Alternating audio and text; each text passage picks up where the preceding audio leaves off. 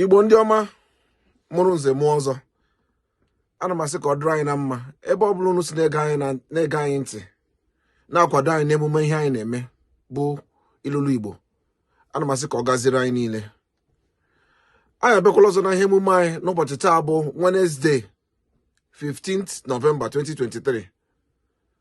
Tupu m aga n'iru, aha m bụ Maazị Sugarman, onye mụ na ya nọkwanụ bụ lọlọ m bụ Robota ọnwa.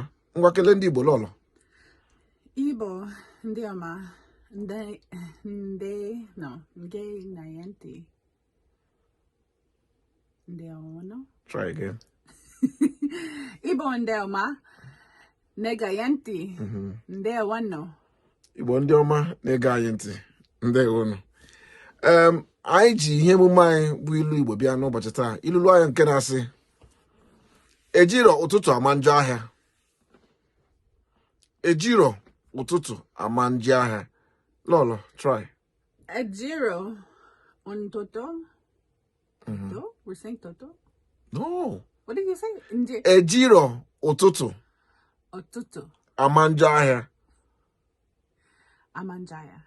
Ejiro Ututu Ejiro Ututu. ama Njo Ahia. Amanjaya. This Igbo proverb simply means you can't judge that a market would be bad in the morning. That's the translation. And the meaning means one's future cannot be determined by a bad start. Ya mere, ndị Igbo wee sị, Ejiro Ututu ama Njo Ahia. That is why Igbo people say, Ejiro Ututu ama Njo Ahia. Lolo, try again. Ejiro Ututu. Say it again, babe. Ejiro Ututu Ejiro Ututu. ama Njo Ahia. Amanjaya.